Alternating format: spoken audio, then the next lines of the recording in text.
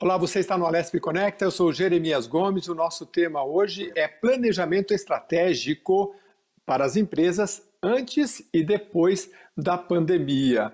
Você sabe que durante a pandemia a gente teve que se reinventar, né? Imagina que você está no mar e de repente vem uma tempestade, o barquinho dá uma virada em 180 graus, você perde o rumo, né? Você fez todo um planejamento para chegar do outro lado, naquele outro país, mas no meio do caminho teve uma tempestade, um tripulante morreu. E aí? A gente tem que fazer aquela correção de rumos. Para quem tem uma empresa, não é diferente, né? Fica com a gente porque você vai entender muito sobre planejamento estratégico para você conseguir vencer e passar essa tempestade, quem sabe aí na frente do concorrente e melhor, entendendo bem o seu cliente. Eu convidei um especialista, ele é profissional sênior de marketing estratégico e desenvolvimento de mercado, é um consultor de inteligência de mercado. É o Adriano Santos, já está aí com a gente de novo. Obrigado, Adriano, por nos atender. Boa tarde, Jeremias. É um prazer enorme estar com vocês e todos os telespectadores aí. Adriano, planejamento estratégico é um tema bastante abrangente, mas eu acho que nunca é demais a gente falar do conceito, né? Porque a gente vai falar de pessoas que já estão caminhando aí numa jornada mais longa como empresário e aqueles que estão começando, né? Então, o que é um planejamento estratégico? Você sempre fala que é a questão do ambiente externo, interno, enfim. Vamos lá, é importante essa junção, né, do ambiente externo. O ambiente externo, a gente pode usar uma metodologia muito conhecida como PEST, né? Essa metodologia ela vai analisar os pontos positivos e negativos de forma interna, né, as oportunidades e as ameaças de forma externa. Então, o que você não controla, o que não está na sua mão controlar, você avalia de forma externa, como os ambientes políticos, tecnológicos, socioculturais de comportamento, e aí você analisa todo esse ambiente externo para você entender como a sua empresa pode se adaptar, se defender ou nadar junto com a onda que está vindo. E os ambientes internos é você entender os seus pontos positivos e os seus pontos negativos e poder trabalhar para estar preparado. Planejamento estratégico nada mais é do que você analisar um grande mapa mental, se preparar. Planejamento não é acertamento, é correção de rota e ajustar possíveis erros. Muito bem, você que nos acompanha aí, que é empresário, empreendedor, eu gostaria que você já colocasse na sua cabeça aí o que você quer, ou qual é o seu ramo. Você vende camiseta, vende tênis, você vende curso, então põe isso na sua cabeça aí, já vai se orientando, porque o papo é muito bom. Ambiente externo, ambiente interno. O que eu posso controlar, o que eu não posso controlar e aquilo que eu sou bom. Agora, eu queria que você falasse um pouquinho sobre a pandemia, que eu abri o programa falando sobre isso. Mudou muita coisa. A gente fala muito em vendas online, né? Agora tudo tem que ser online. Claro, a gente viu esse comércio online crescer muito, né? Mas como eu já tive a oportunidade de falar com você em outras vezes, às vezes a pessoa tem oportunidade, eu citei o caso da dança, que as pessoas começaram a fazer aulas online, né? Demorou 3, 4, 6 meses, eu falei, mas dá para fazer, né? Então, assim, o que mudou dentro de um planejamento com a pandemia? Para ruim ou para melhor, ou para bom também? Não, ótima essa pergunta. Se fala muito, né, das vendas online, agora tudo é venda online. Na verdade, a pandemia ela acelerou esse processo que ele já existia. Mas se eu disser hoje o que realmente mudou e o que veio para ficar e já estava nesse processo, isso só se acelerou com a pandemia, é inovação, digitalização e exponencialidade. Essas três coisas realmente elas vieram para ficar. A inovação, que com ela não tem como, eu preciso usar todos os meus recursos tecnológicos e o que eu levo de produto e serviço. A digitalização, porque o meu produto precisa estar pronto para conectar com a minha persona, meu cliente, de forma digital. E a exponencialidade é algo que eu possa vender de forma exponencial, né? Então, desde um infoproduto, como você exemplificou, de dança, ele é exponencial. Posso vender para 1 ou para 10 mil pessoas. Então, esses três eixos, eles vieram acelerados pela pandemia e daqui para frente eles vieram para ficar. Agora, você falou nesses três eixos, inovação, digitalização, exponencialidade.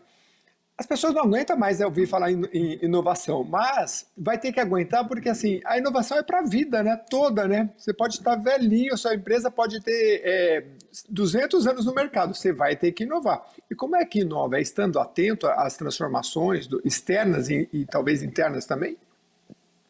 Esse é o principal ponto, é você entender para quem você está querendo vender e para quem está disposto a comprar de você. Quando a gente fala de inovação, as pessoas já pensam numa grande marca, num grande produto.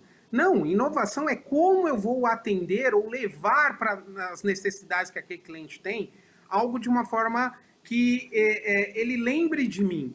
Então, eu posso inovar no atendimento, eu posso inovar na experiência, eu posso inovar no cuidado que eu tenho de atender aquele cliente, né? Às vezes você tem dentro desse cenário como um todo uma preocupação muito grande dentro só do produto, mas nós estamos vivendo um momento que cada vez mais o ser humano ele se torna mais importante. Então, essa conexão, a energia, entender aquele consumidor como um consumidor que tem propósito de vida, como a marca tem também propósito de vida. E essa conexão também pode ser uma inovação. Então, inovar é pensar diferente de como eu vou conectar com o meu possível cliente. Você falou em entender e já me vem a um conceito de um livro que está ali atrás que eu li, que chama Startup Enxuta, provavelmente você já leu, e dizem que é a Bíblia lá do Vale do Silício, e ele tem aquele conceito do produto mínimo viável, né? Vamos lançar um produto, né? Aí eu não sei se isso daqui é legal, mas eu vou lançar. E aí eu vou ver, ah, não, tá, essa ponta está muito comprida, então eu vou mudar. É isso, esse conceito de você lançar logo e começar a colher rapidamente, quando você lança um produto, a impressão do seu cliente, do seu nicho, para que você vá fazendo as transformações. Explica um pouquinho esse conceito, por favor. Muito bacana, inclusive já fica a dica aí para todo mundo ler esse livro, realmente ele é muito bom. É importante que a gente entenda que o mundo está muito dinâmico.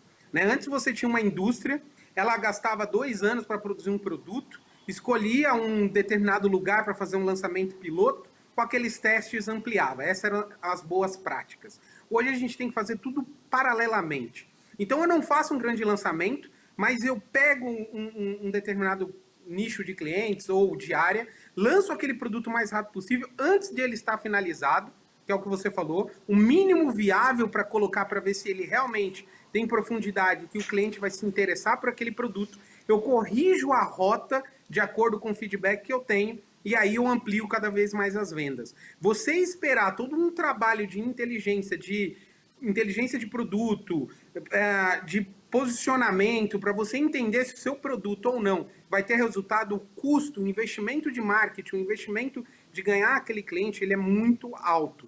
Então você consegue ou pivotar a sua ideia com uma certa velocidade, ou ampliar e acelerar, porque a resposta do cliente está vindo. E isso é possível ser feito em todas as esferas, desde uma indústria, a uma startup, a uma empresa de serviço, não importa o tamanho dela, importa como você consegue testar isso de maneira rápida com um custo baixo.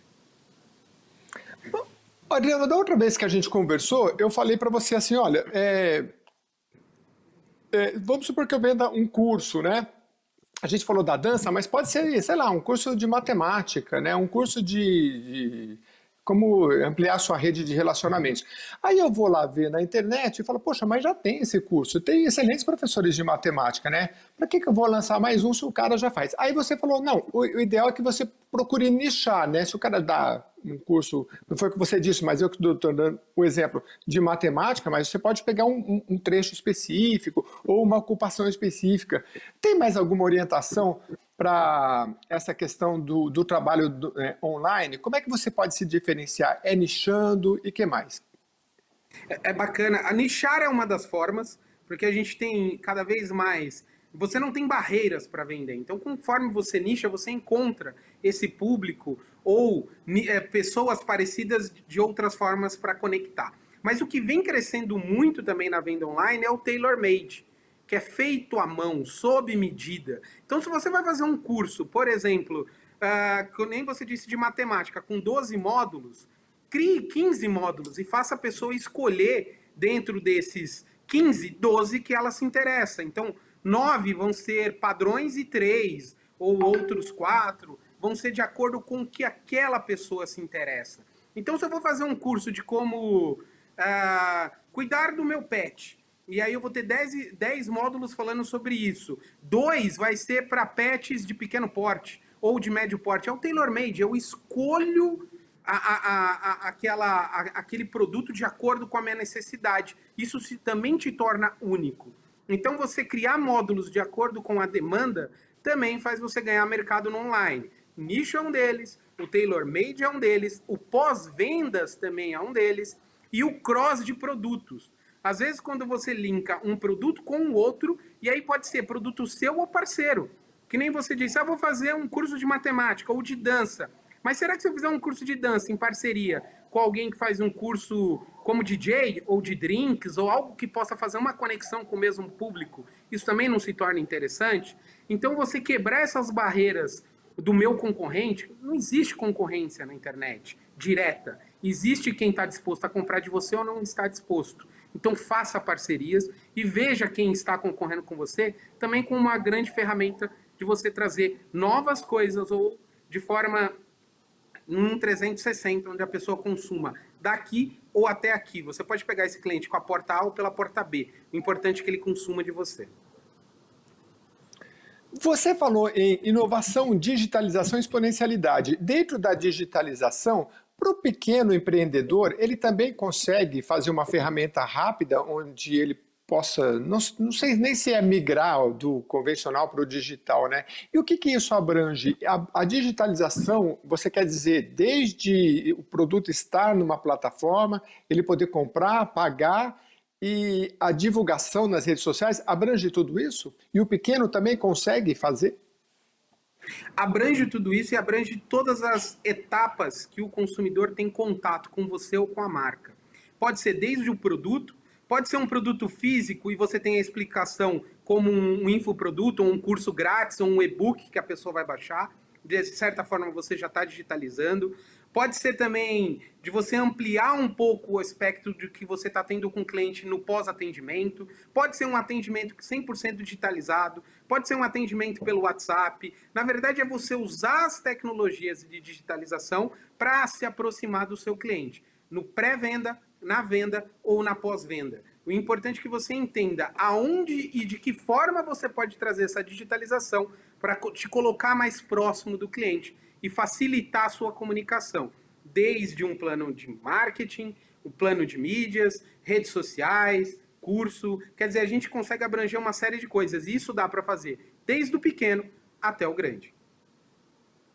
Que legal. O Adriano Santos, ele é consultor em inteligência de mercado, está dando uma deixa aqui para a gente para se planejar melhor estrategicamente, principalmente em tempos de pandemia.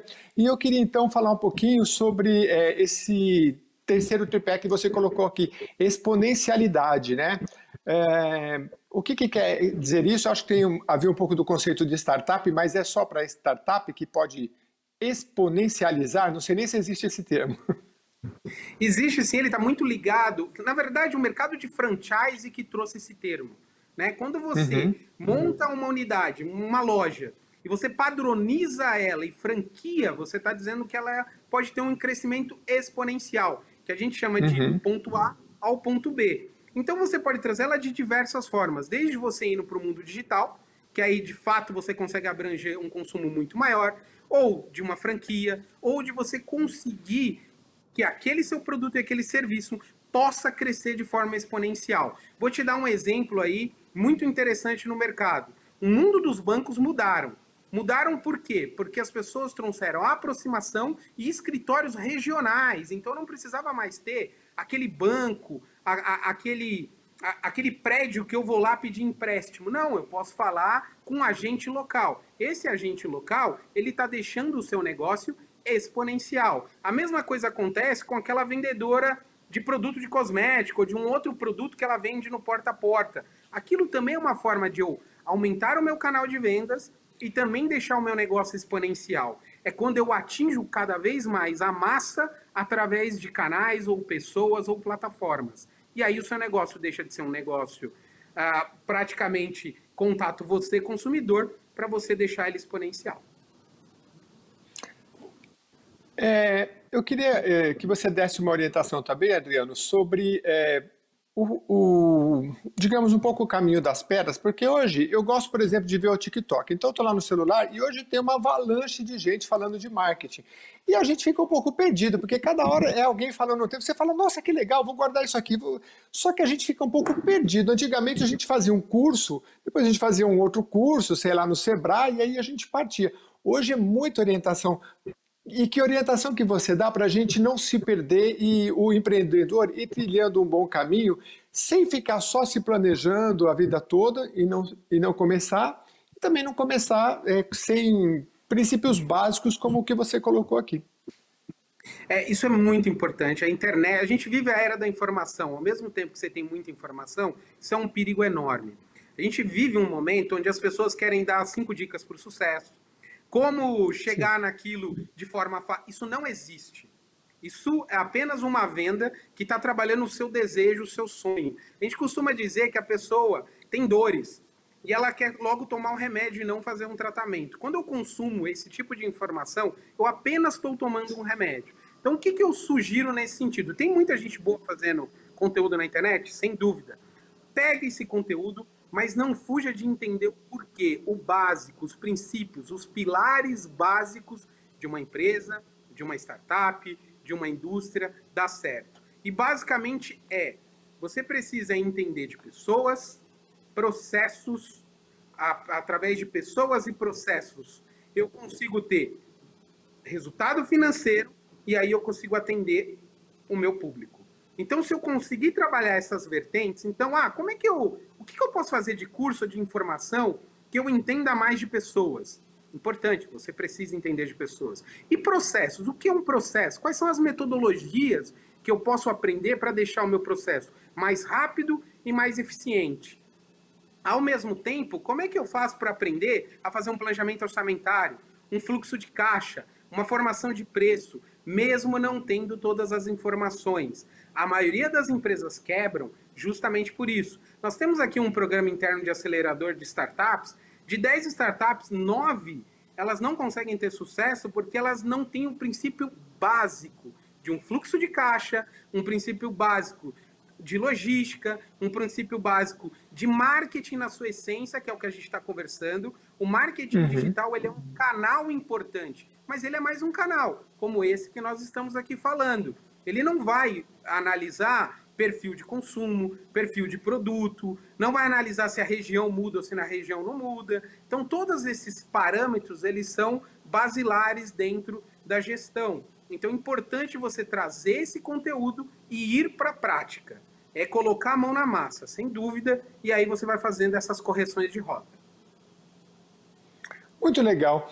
Eu cheguei a fazer um curso, fiz reportagens sobre empreendedorismo, várias, e aí cheguei a fazer um curso na Escola de Negócios aqui em São Paulo, do Sebrae, muito interessante, por isso que eu lembrei dessa questão, eu me lembro de um aluno que estava do lado, ele falou, cara, é muita informação, e tem mais do que o pessoal joga no grupo do WhatsApp, então, mas segue um, segue dois, cara, não adianta você abraçar o mundo, que é muita coisa, né? E vai por esse caminho que você deu o caminho das pedras, bem legal, bem interessante.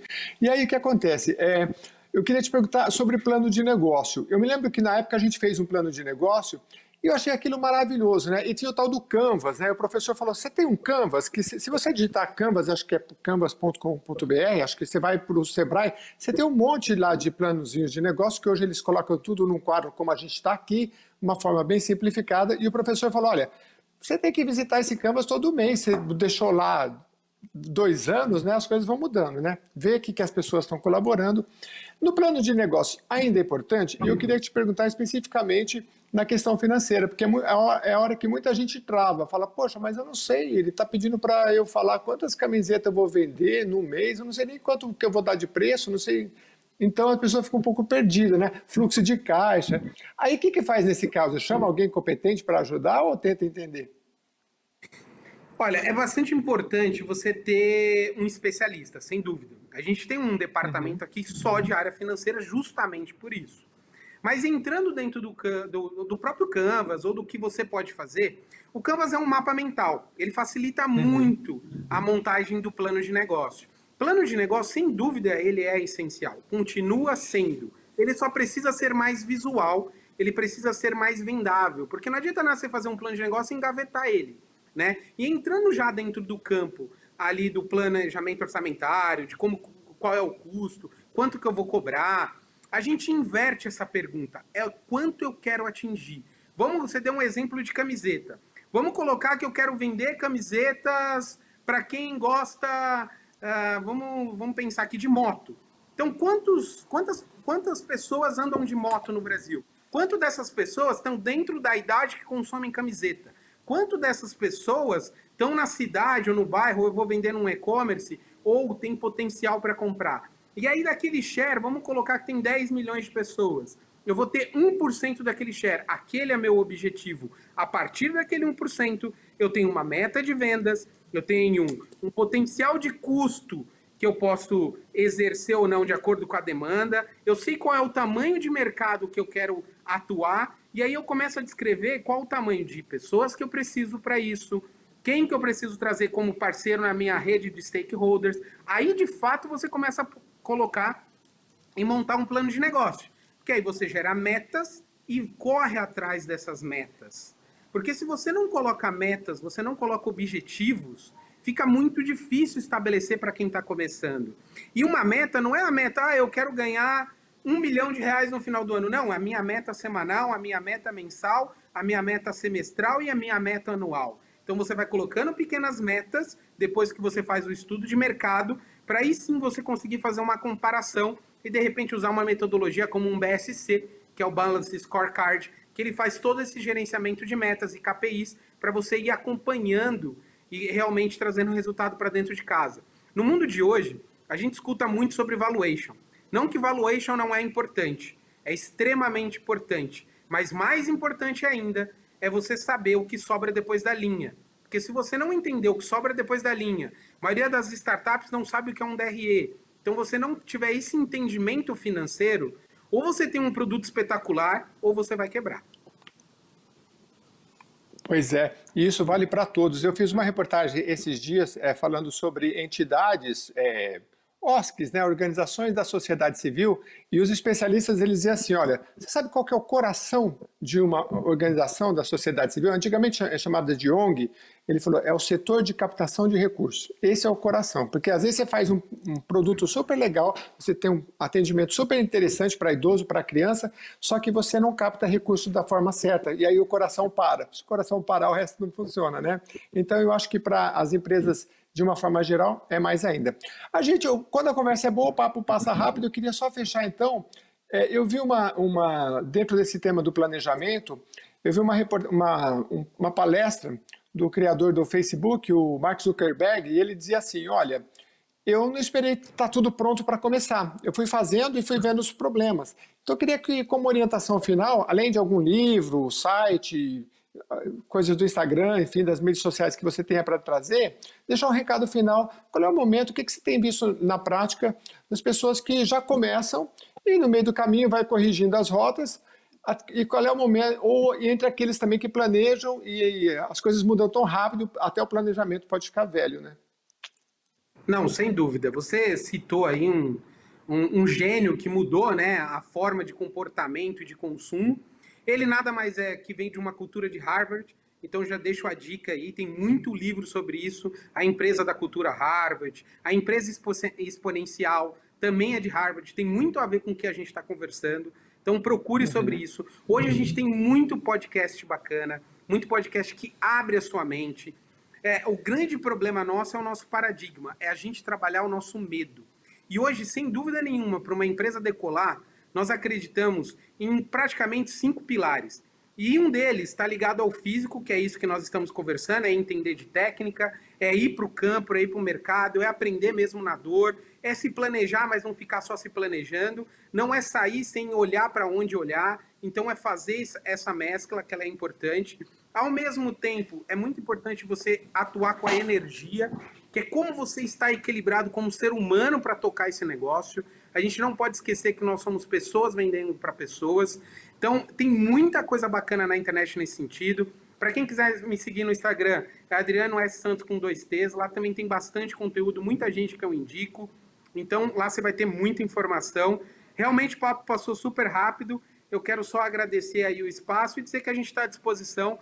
Um dos nossos propósitos é desenvolver o empreendedor e que o Brasil é um celeiro enorme de talentos e eu não tenho dúvida nenhuma que a gente é o coração aí do mundo em termos de novas tendências. Muito legal, gostei muito do seu trabalho, da profundidade, e eu acho que é isso. O Brasil precisa, além da educação, pessoas que possam dar esse norte para os empreendedores no Brasil afora. A gente tem uma juventude aí muito ousada e que está precisando de trabalhos como o seu, do Sebrae, de tantos outros aí que colaboram. E acho que o que você trouxe aqui é justamente de utilidade pública, no momento que a gente passa por uma pandemia, tanta gente desempregada, tanta gente procurando o norte. Muito obrigado por você nos conceder esse tempo. Eu te liguei, vou falar de bastidores aqui do nosso programa, e eu falei, a gente ia gravar daqui uma semana, mas você topa daqui 2 horas? E aí você topou e eu pensei, só uma pessoa muito planejada consegue abrir a agenda assim, porque quem não tem planejamento estratégico não conseguiria fazer o que você fez. Agradeço bastante o seu tempo e desejo muito sucesso. Eu que agradeço e estou à disposição aí para você e para todos os seus telespectadores. Um abraço. Muito legal. E você que nos acompanhou até agora, vai lá no YouTube para rever esse programa e os outros do Alesp Conecta. É só olhar na rede Alesp, coloca lá, o nosso tema de hoje foi planejamento estratégico antes e depois da pandemia para as empresas. Você vai poder rever este programa, tá bom? Muito obrigado, até a próxima edição.